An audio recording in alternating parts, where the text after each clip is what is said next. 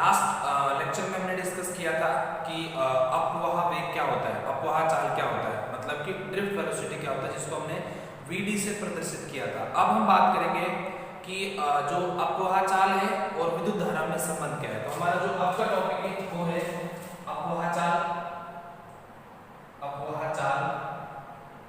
तथा विद्युत धारा में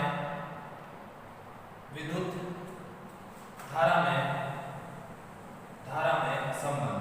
ठीक है, हम किसके लिए बात करेंगे? अपवाह चाल तथा विद्युत धारा में संबंध के लिए बात करेंगे। इसका मतलब सीधी सी बात है, एक तो अपवाह चाल आपको पता होना चाहिए कि VD क्या है, और दूसरी विद्युत धारा, इसका फॉर्मूला पता होना चाहिए कि I क्या है। इन दोनों VD और जो हमारा अपवाह चाल है इसको हमने VD से प्रदर्शित करते हैं, और जो हमारी विद्युत धारा है इसको हम किससे प्रदर्शित करते हैं? I से प्रदर्शित करते हैं। तो यहाँ पर दोनों का जो रिलेशन है वो हम लेके आएंगे। सबसे पहले हमें पता है I, तो आप लिख सकते हो यहाँ पर हम जानते हैं कि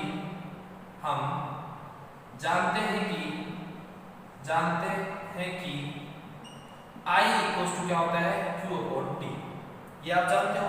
और फिर हम ये भी जानते हैं, क्वेश्चन नंबर फर्स्ट, हम यह भी जानते हैं कि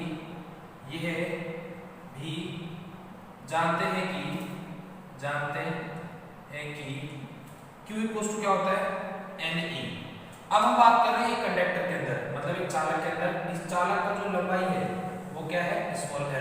इस चालक की लंबाई क्या है? स्मॉल l है। इसका जो क्रॉस सेक्शनल एरिया है वो क्या है? A है। इसके अंदर जो इलेक्ट्रॉन की गति है वो किससे हो रही है? VD से हो रही है।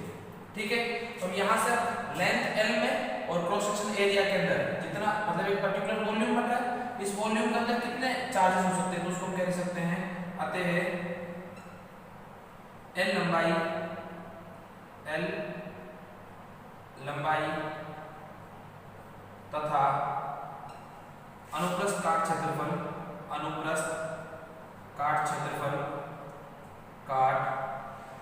क्षेत्रफल में आवेश क्या हो जाएगा? इसके लिए हम बात करें तो Q इक्वल्स टू NEAL, क्या हो जाएगा? NEAL equals number 2। क्लियर? उसके बाद हम बात करें यहाँ पर, तो हमारा Q की वैल्यू क्या है? D की वैल्यू करनी है। अतः चालक में अपवाह चाल आवेशों की क्या होगी भाई? देखो यहाँ पर तो हम ये लिख सकते हैं क्या? VD, अगर हम लिखना चाहें यहाँ पर तो एक T और VD इक्वल्स टू क्या होता है? वेग का L अपॉन T। अगर यहाँ से हम D कैलकुलेट करके कर सकते हैं L upon VD। Question number 3। अब समीकरण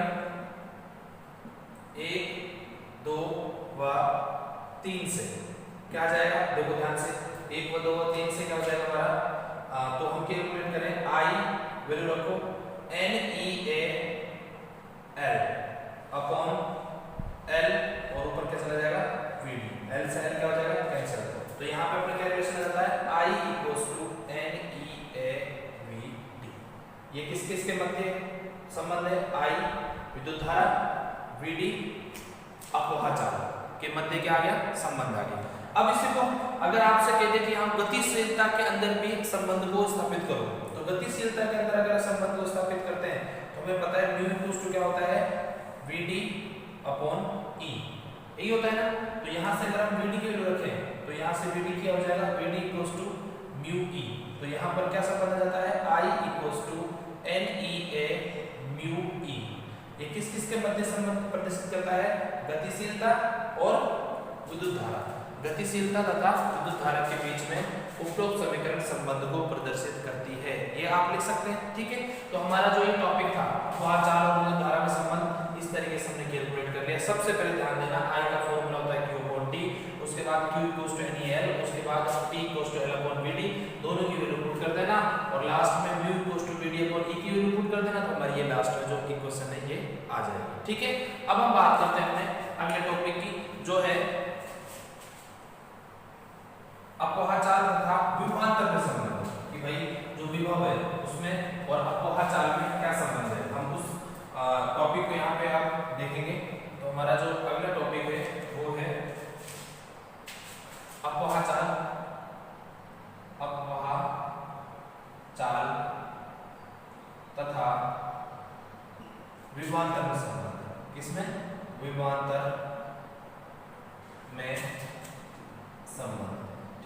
हम इसमें बात करेंगे कि अपवाह चाल और विभवांतर में क्या हमारे बीच में संबंध है। ठीक है, तो अपने को पता है VD इक्वल टू हमें formula E capital E tau bar upon m, ये फॉर्मूला होता है VD का, तो समीकरण 1।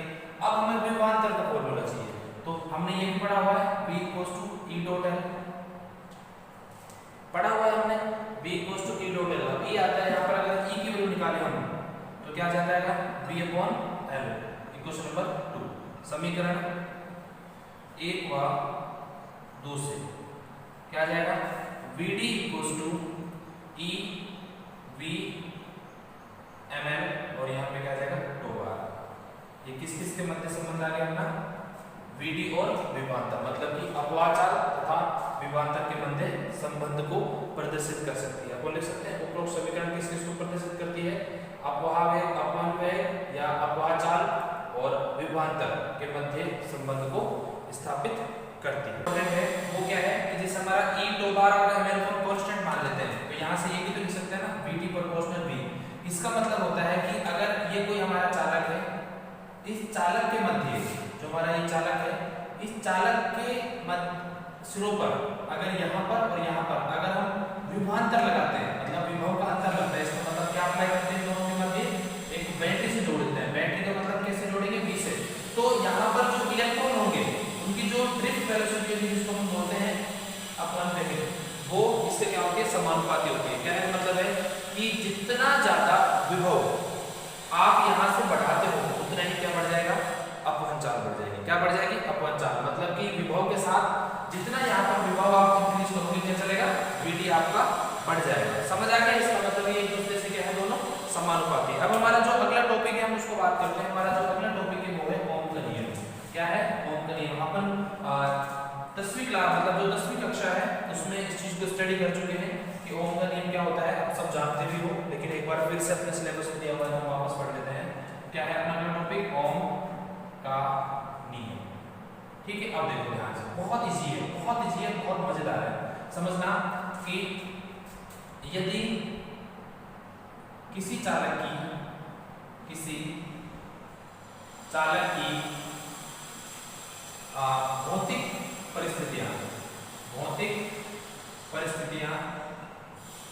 भौतिक परिस्थितियां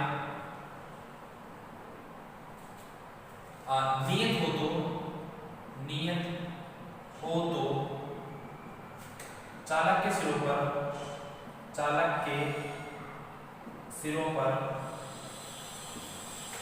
उत्पन्न विभव धारा के समानुपाती होता है। क्लियर, किसके समानुपाती होता है, धारा के समानुपाती होता है। और दूसरे शब्दों में आप ये भी कह सकते हो कि विभव समानुपाती धारा, इसको भी अपन क्या बोल सकते हैं ओम का नियम बोल सकते हैं। तो अगर हम इससे डेफिनेशन से बात करें तो अपन ये देख सकते हैं ना कि विभव प्रोपोर्शनल धारा I। जब हम इसको प्रोपोर्शनल आएगा इसका मतलब नियतांक आ गया, तो नियतांक क्या जाएगा अपना IR, क्या जाएगा IR। इसका मतलब R को पहले लिख सकते हो, I को बाद में, तो कोई दिक्कत नहीं है। तो R क्या है यहाँ पर नियतांक है। नियतांक कौन सा, समानुपाती नियतांक। आप कहते हो सर यहाँ भौतिक परिस्थितियां कौन सी होती है, भौतिक परिस्थितियां होती है या भौतिक राशियां भी बोल सकते हो उसको, परिस्थिति के अलावा भौतिक राशियां भी बोल सकते हो, जैसे तापमान, दाब, ये सब सारी चीजें होती है वो किसमें गिनती होती है भौतिक परिस्थितियों में या भौतिक राशियों में। ठीक है, उस तरीके से वो अपना क्या होता है नियतांक होता है। इसको अपन नियतांक को क्या बोलते हैं यहाँ पर प्रतिरोध बोलते हैं। क्या बोलते हैं प्रतिरोध बोला जाता है। क्या बोला जाता है प्रतिरोध बोला जाता है। ठीक है, तो यहाँ पर यह आपका जो ओम का नियम है कंप्लीट होता है। तो यहाँ से अगर हम चाहे प्रतिरोध को पढ़ना तो थोड़ा सा यहाँ पे क्या है कि प्रतिरोध को पढ़ लेते हैं, क्योंकि R आया है तो हम यहाँ पे थोड़ा सा किसको स्टडी कर लेंगे, अभी प्रतिरोध को पढ़ लेंगे। तो वहां से चीज क्लियर हो जाएगी किस तरीके से अपना ये सारी चीजें होती हैं। दूसरी बात है कि ओम के नियम का ग्राफ निरूपण, अगर आप सब इसका मतलब लिख लेना ओम के नियम का ग्राफ निरूपण। अगर आपसे कोई पूछे कि ग्राफ निरूपण क्या होता है इसका, तो हम उसको भी डिसाइड कर बता देंगे यहाँ पर कि ग्राफ निरूपण क्या होता है। तो क्या होता है V प्रोपोर्शनल I, इसका मतलब होता है एक V है और दूसरा क्या है I, ये दोनों एक दूसरे से क्या होते हैं प्रोपोर्शनल होते हैं। इसी को हम क्या बोलते हैं, ग्राफ निरूपण। तो V प्रोपोर्शनल I, ये क्या हो गया आपका ग्राफ निरूपण हो गया। ठीक है, तो हमारा वहां से दोनों प्रोपोर्शनल से आ रहा था प्रतिरोध। तो अब हमारा जो अगला टॉपिक है हम उसके लिए बात करें तो वो क्या है आपका प्रतिरोध। अब प्रतिरोध को किससे प्रदर्शित करते हैं, R से प्रदर्शित करते हैं। किससे प्रदर्शित करते हैं, R से प्रदर्शित करते हैं। इसकी डेफिनेशन क्या होती है, विद्युत धारा में उत्पन्न बाधा, बाधा समझते हो, रुकावट, उत्पन्न बाधा प्रतिरोध कहलाती है। क्या कहलाती है, प्रतिरोध कहलाती है। क्या कहलाती है, प्रतिरोध कहलाती है। क्या कहलाती है, विद्युत धारा में उत्पन्न बाधा क्या कहलाती है, प्रतिरोध कहलाती है। जिसको अपन किससे प्रदर्शित करते हैं, R से प्रदर्शित करते हैं। अब इसका हम यहाँ पे सूत्र लिखना चाहें तो सूत्र अपने क्या हो जाएगा, V प्रोपोर्शनल RI होता है। तो यहाँ से अपना V बराबर RI होता है। अगर R निकालना चाहें तो क्या हो जाएगा, V बटे I। V क्या होता है यहाँ पर, विभव, और I क्या होता है यहाँ पर, धारा। अब ये भी कह सकते हो विभव तथा धारा के अनुपात को क्या कहा जाता है, प्रतिरोध कहा जाता है। अब इसके मैं मात्रक के लिए बात करूं तो अपन यहाँ पे मात्रक में कैलकुलेट करेंगे। V का हो जाता है वोल्ट और इसको हो जाता है एम्पियर। क्या हो जाता है, एम्पियर हो जाता है। इसको वोल्ट को अपन कह सकते हैं वोल्ट और एम्पियर कह सकते हैं। इसका जो दूसरा तरीका है उसको लिख सकते हैं ओम। क्या बोल सकते हैं, ओम। तो इसका सिंबल जो होता है उनका ये होता है। तो इसका मात्रक क्या होता है, ओम होता है। या इसको दूसरा बोल सकते हैं वोल्ट अपॉन एम्पियर। अब मैं इसकी बीमा की बात करूं तो बीमा अपन निकाल सकते हैं कैसे कि R की अगर हमें बीमा निकालनी है वोल्ट की अपन बात करें तो W अपॉन Q, ये होता है W अपॉन Q। और अगर हम एम्पियर की बात करें तो होता है L1। तो W1 की अगर निकालें तो M1 L1, मैं यहाँ पे लिख रहा हूँ M1 L2 T-2 और upon A1 T1 upon A1। ठीक है, अब यहाँ पे ये तो आ जाएगा नीचे। अगर हम इस तरीके से सॉल्व करें इसको तो अपन इसको ये भी लिख सकते हैं ना, M1 L2 T-2 और यहाँ पे क्या जाएगा A2 T2 T1 sorry A2 T1। ठीक है, क्योंकि A1 है। ठीक है, A2 T1 इसको हम सॉल्व कर लो तो यहाँ पे क्या जाएगा M1 L2 T-3 हो जाएगा, T-3 और A-2। ये किसकी बीमा होती है, प्रतिरोध की बीमा होती है। किसकी बीमा होती है, प्रतिरोध की होती है। अगर मैं आपको नहीं दिख रहा हूँ तो मैं यहाँ दोबारा लिख देता हूँ। ये अपनी किसकी बीमा होती है, प्रतिरोध बीमा होती है। अगर इसमें भी कोई प्रॉब्लम आपको दिखे तो आप एक बार सॉल्व कर लेना। कभी आपको कोई टॉपिक में अगर कोई डाउट आपको लगता है कि सर हमने जो किया था ये है, आपने जो किया था ये, हो सकता है कि मेरे से कोई गलती हो भी गई हो, वैसे होती नहीं है पर फिर भी अगर हो जाती है तो आप मुझे जरूर इन्फॉर्म करिएगा। जो भी चीज़ें हैं उनको आप मुझे जरूर इन्फॉर्म करिएगा। वैसे कोशिश मेरी ये रहेगी कि ऐसी कोई गलती ना हो। ठीक है, अब हम ये तो हो गया अपना प्रतिरोध के बारे में हमने पढ़ लिया। अब इसके बाद हम जो अगला टॉपिक है हमारा वो है ओम के नियम की उत्पत्ति। कि ओम के नियम की उत्पत्ति कैसे होती है, कि ओम का नियम आया कैसे। तो ओम का नियम आने के लिए अपना जो इस चैप्टर का जो पुराना पार्ट है वो अपने को आना चाहिए। अगर अपन पुराने जो पार्ट है अगर उसको अपन पूरी तरीके से पढ़ लेते हैं तो पूरी तरीके से उस चीज को क्या कर लेते हैं, स्टडी कर लेते हैं, तो यहाँ से आसानी से हम उसको पता कर सकते हैं। हमारा जो अगला टॉपिक है वो क्या है, ओम का नियम की उत्पत्ति। ठीक है, तो हमारा जो अगला टॉपिक है वो है ओम के नियम की उत्पत्ति। ठीक है, हम किसकी बात करें, ओम के नियम की उत्पत्ति। तो हमें पता है I इक्वल क्या होता है, NEA पढ़ चुके हैं हम, क्वेश्चन नंबर फर्स्ट। अब हम उत्पत्ति तो हम पढ़ चुके हैं विधि, और दूसरा हम ये भी पढ़ चुके हैं विधि इक्वल क्या होता है, कैपिटल सॉरी टॉ बार अपॉन m, ये भी पढ़ चुके हैं। और हम अगर और इसको आगे बात करें तो हम ये भी पढ़ चुके हैं कि E इक्वल क्या होता है, V अपॉन L। ठीक है, तो यहाँ से जो वीडियो होगा वो क्या हो जाएगा, लिख देना, हम जानते हैं we know that, और इसमें लिख देना we know that। ठीक है, अब यहाँ पे क्या आ जाएगा, VD equal to EV upon ML, और यहाँ पे क्या आ जाएगा टॉ बार। अब ये क्वेश्चन नंबर 2। अब मैं कहूँ समीकरण 1 और 2 से, तो अपना जो आगे लिखे हम समीकरण 1 व 2 से, तो समीकरण 1 और 2 से क्या निकलेगा, I equal to NEA, VD की वैल्यू को फटाफट क्या हो जाएगा, EV tau bar upon ML। ठीक है, अब देखो यहाँ पर आ गया V। अब जो V है इसके साथ में सारे जो ले जाओ तो क्या हो जाएगा, I ML upon NEA E और टॉ बार इक्वल टू क्या होता है V।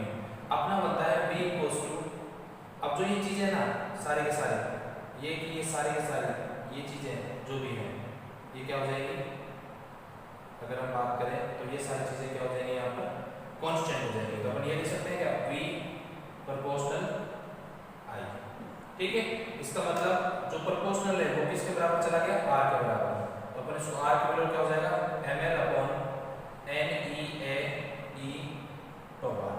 ये किसका फॉर्मूला हो गया, R का फॉर्मूला हो गया। इसका मतलब क्या हो जाता है, V प्रोपोर्शनल I। और यही क्या करना चाहो तो इसको ये बोल सकते हो, R इक्वल टू क्या होता है ml/NE² टॉप R। ठीक है, ये क्या हो गया आपका प्रतिरोध हो गया। और प्रतिरोध कब आता है, जब ये समानुपाती हो सकती है ना, उपरोक्त समीकरण ओम के नियम को प्रदर्शित करती है। अब इसके बाद हमारा जो अगला टॉपिक है हम उसके लिए बात करें तो वो है ओम के नियम का सदिश निरूपण। कि ओम के नियम का सदिश निरूपण किस तरीके से होता है। कई बार क्वेश्चन जो आपका होता है बोर्ड में वो पूछ ले जाता है कि ओम के नियम का सदिश निरूपण क्या है। तो हम यहाँ पे स्टडी करेंगे ओम के नियम का सदिश निरूपण। तो अपना अगला टॉपिक है ओम के नियम का सदिश निरूपण। सदिश निरूपण, तो ओम के नियम का जो सदिश निरूपण है हम उसको पढ़ते हैं। हम जानते हैं ना, we know that I equals to NEA VD। आप ये जानते हो। अब यहाँ पर अगर हम A को यहाँ से ले जाएं तो क्या बोल सकते हैं, I upon A equals to NE VD। तो I upon A को हम क्या सकते हैं, I upon A क्या होता है, घनत्व। कौन सा, धारा घनत्व। ठीक है, तो ये धारा घनत्व जो होता है वो एक सदिश राशि हम ये लिख सकते हैं J vector equals to NE VD। और VD भी क्या है यहाँ पर जो अपन 4 है अपन VD लिख सकते हैं। ठीक है, ये क्या होगा हमारा धारा घनत्व हो गया। अब इसका हम लिखें तो हम ये लिख सकते हैं, हम यह भी जानते हैं कि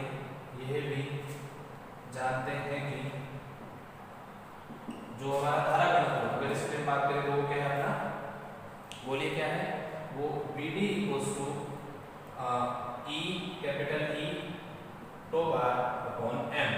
अगर हम इसकी वैल्यू पुट करें तो ये बोल सकते हैं कि J vector equals to NE VD की फॉर्म भर दो capital E tau bar upon M। ठीक है, अब यहाँ से जो E का रिलेशन है अपन वो भी कैलकुलेट कर सकते हैं। तो J vector equals to NE और E V अपॉन ML और क्या जाएगा टो बार। ये भी हमारा एक दूसरा इसमें संबंध हो सकता है कि अगर धारा घनत्व और विभव में अगर आपसे कोई संबंध पूछना चाहे तो अपन यहाँ से इस चीज को भी आप यहाँ पे लिख सकते हो। और दूसरी बात, इसी इक्वेशन से देखना, E को छोड़ के बाकी सबको कांस्टेंट कर दो तो अपन ये भी लिख सकते हैं यहाँ पर कि equals to sigma E vector. ठीक है, क्योंकि E सदिश आ जाएगा, ये सदिश है तो यहाँ पर E पर क्या जाएगा, सदिश आ जाएगा। ठीक है, तो यहाँ पे इस तरीके से हम इसको लिख सकते हैं। तो यहाँ पे ये भी लिख सकते हैं J वेक्टर। अब अपन ने जो सिग्मा है ये किसके इक्वल रखा है, ये रखा है NE² tau bar upon M, इसके इक्वल रख दिया। ठीक है, ये समझ आ गया ना इसी से। तो अपन यहाँ पे ये भी लिख सकते हैं क्या, J प्रोपोर्शनल E। इसका मतलब जो धारा घनत्व है वो किस पे समानुपाती होता है, विद्युत क्षेत्र के समानुपाती होता है। किसके समानुपाती होता है, विद्युत क्षेत्र। अगर विद्युत क्षेत्र ज्यादा होगा इसका मतलब धारा घनत्व भी क्या होगा, ज्यादा होगा। ये चीज ध्यान रखना इसमें से, किसके बराबर होता है, ये किसके पर समानुपाती होता है, विद्युत क्षेत्र के समानुपाती होता है। तो हमारा सदिश निरूपण हो गया, सदिश निरूपण ही हो गया, लेकिन एक संबंध भी हमारे यहाँ से निकल कर आ गया। वो संबंध क्या था अपना, कि धारा घनत्व किसके समानुपाती होता है, विद्युत क्षेत्र के समानुपाती होता है। ठीक है, अब हम बात करते हैं अपने अगले टॉपिक की, जो है हमारा प्रतिरोधकता। क्या है, प्रतिरोधकता। अपन ने प्रतिरोध पढ़ा है, उसी प्रतिरोध की जो मतलब कि एक तरह से डिपेंडेंसी होती है, मतलब डिपेंडेंसी मतलब समझते हो कोई किसी चीज पर निर्भरता होती है। तो अपन यहाँ पर उस निर्भरता को पढ़ेंगे। उस निर्भरता से ही क्या निकल के आ रहा है, अपना टॉपिक आ रहा है प्रतिरोधकता। क्या बोलते हैं इसको, प्रतिरोधकता। इसको बोलते हैं रेजिस्टिविटी इंग्लिश में। क्या बोलते हैं, रेजिस्टिविटी। अब देखो ध्यान से प्रतिरोधकता किससे निकल होता है। यहाँ पे अगर होता है ना कि ये प्रतिरोध की निर्भरता, प्रतिरोध की निर्भरता से निकल जाता है ये निर्भरता। तो प्रतिरोध की जो निर्भरता है उसको बात करें तो ये एक तो निर्भर होता है लेंथ पर। इसका मतलब होता है कि प्रतिरोध चालक की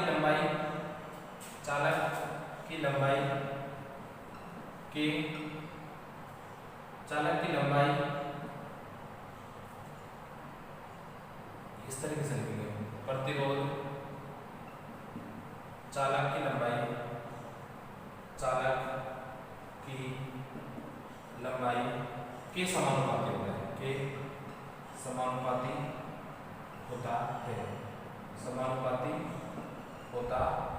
ठीक है। और दूसरा है ये किसके अनुक्रमानुपाती होता है, एक तरह से समानुपाती होता है, ये व्युत्क्रमानुपाती होता है। तो प्रतिरोध यहाँ से निकलेगा, प्रतिरोध चालक, चालक क्या होता है जिसमें से विद्युत धारा प्रवाह होती है, चालक के अनुप्रस्थ काट क्षेत्रफल, अनुप्रस्थ काट क्षेत्रफल के व्युत्क्रमानुपाती होता है, व्युत्क्रमानुपाती होता है। ठीक है, क्या होता है, व्युत्क्रमानुपाती होता है। तो यहाँ पर ये चीजें आ गई। अब इसको हम दे देंगे इक्वेशन फर्स्ट, इसको दे देंगे सेकंड। तो यहाँ हम ये भी लिख सकते हैं समीकरण 1 व 2 से। ठीक है, समीकरण 1 व 2 से बात करें तो R समानुपाती L/A। जब आप समानुपाती ठहराओगे तो कांस्टेंट आएगा, उसको लिख देंगे R = रो L/A। जो ये रो होता है ना, इसी को बोलते हैं प्रतिरोधकता। क्या बोलते हैं, प्रतिरोधकता। ठीक है, समझ आ गया होगा जहाँ तक, क्या बोलते हैं इसको, प्रतिरोधकता। ठीक है, इसको समानुपाती नियतांक बोलते हैं। समानुपाती नियतांक क्या होता है, प्रतिरोधकता होता है। अगर मैं यहाँ से अब इसकी डेफिनेशन बनाना चाहूँ तो आप ये सिंपल लिख सकते हो प्रतिरोधकता की। अगर मैं यहाँ से डेफिनेशन बड़ी भाषा में बनाना चाहूँ तो अपन लिख सकते हैं। तो यहाँ से क्या हो जाता है, रो = RA/L। अब इसकी अगर हम यहाँ से इसी परिभाषा बनाए तो देना, यदि चालक, यदि एकांक लंबाई वे अनुप्रस्थ काट क्षेत्रफल, अनुप्रस्थ काट क्षेत्रफल किसी चालक का हो तो, किसी चालक का हो तो प्रतिरोधकता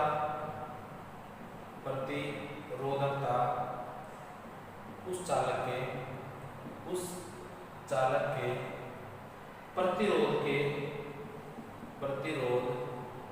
के बराबर होगी। कैसे भाई, देखो अगर A = 1 हो और L = 1 सेंटीमीटर हो और इसका मीटर स्क्वायर हो, तो यहाँ पर सिंपल है, रो क्या हो जाएगा, R × 1/1। तो इसका मतलब क्या निकल जाएगा, रो = R। इसका मतलब जो चालकता है, मतलब जो प्रतिरोधकता है, वो किसके बराबर हो जाएगी, प्रतिरोध के बराबर हो जाएगी। किसके बराबर हो जाएगी, प्रतिरोध के बराबर हो जाएगी। ठीक है, तो इस तरीके से हम क्या निकाल सकते हैं, यहाँ पर प्रतिरोधकता निकाल सकते हैं। अब प्रतिरोधकता के कुछ बिंदु और हैं जिनको हम यहाँ पे पढ़ाई करेंगे, स्टडी करेंगे। वो क्या है, हमको देख लेते हैं एक बार। अगर उन बिंदुओं के लिए हम बात करें तो समझ सकते हैं। पहला तो सूत्र हो गया। अगर हम सूत्र की बात करें तो सूत्र तो क्या होगा, रो = RA/L। उसके अलावा इसका क्या होगा, मात्रक। अगर हम इसका मात्रक निकालें तो रो का मात्रक क्या हो जाएगा, ओम मीटर/मीटर। तो मीटर से मीटर कैंसिल हो जाएगा तो क्या हो जाएगा, ओम मीटर। तो ये तो क्या हो गया, इसका मात्रक हो गया। अगर हम इसकी विमा निकालना चाहूँ तो विमा, ओम की विमा भी पता है अपने मैंने निकाली है, और मीटर की होती है L1। यहाँ निकाल के आप लिख देना, और उसके लिए आप मुझे कमेंट बॉक्स में कमेंट कर देना। ठीक है, कि हमारा इस तरीके से हमारी वैल्यू आई है, और यहाँ से मुझे ये भी पता चल जाएगा आपका सही है गलत है। तो अपन इस चीज़ को अब काफ़ी दिन हो गए निकालते हुए, तो अपन इसको आसानी से निकाल सकते हैं। ठीक है, इसके अलावा अब हमारे जो नेक्स्ट है वो है अपना चालकता। अगला टॉपिक अपना क्या है, चालकता। तो हम बात करेंगे किसकी, चालकता की बात करेंगे। तो चालकता की बात करने से पहले हमें दो चीज़ें और मैं बताऊँगा आपको कि चालक जो होता है उसके अंदर जो धारा का प्रभाव होता है वो किस पर निर्भर करता है, उसकी चालकता पर निर्भर करता है। किस पर निर्भर करता है, उसकी चालकता पर निर्भर करता है। अब अगर चालकता अच्छी होनी चाहिए, इसको हम किससे रिप्रेजेंट करते हैं, जी से रिप्रेजेंट करते हैं। अगर चालकता अच्छी है, इसका मतलब उसका जो प्रतिरोध है वो क्या होना चाहिए, कम होना चाहिए।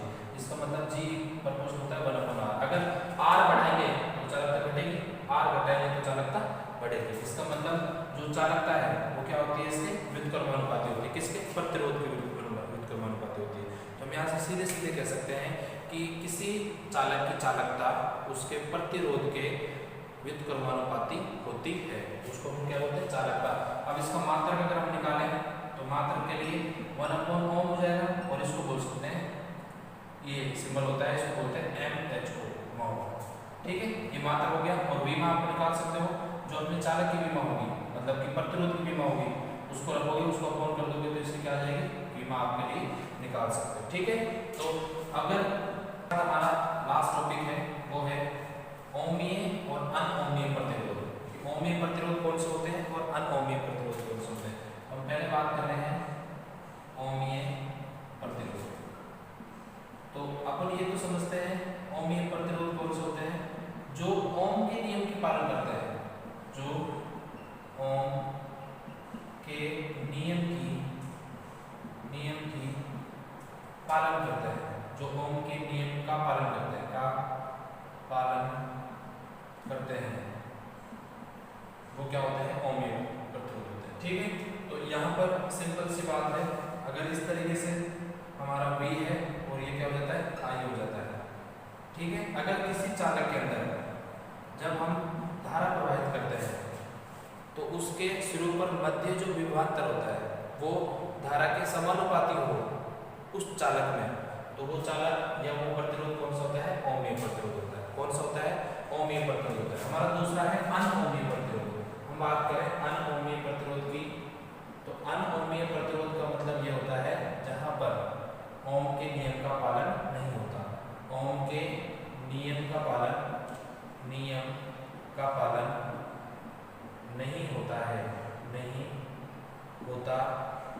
है, उसे क्या कहते हैं, अनओमीय कहते हैं, अनओमीय प्रतिरोध कहते हैं, प्रतिरोध कहा जाता है। ठीक है, लिखते हो आप। तो यहाँ पर अगर इसके लिए हम डेफिनेशन बनाना चाहें तो ये हो सकता है। तो अब देखो ये कभी जा रही है कभी घट रही है, इसका मतलब ये V है और ये I है, तो ये किसका एग्जाम्पल हो गया, अनओमीय प्रतिरोध का एग्जाम्पल हो गया। किसका एग्जाम्पल हो गया आपका, अनओमीय प्रतिरोध। ठीक है, इस तरीके से ओमीय हो गया, अनओमीय हो गया।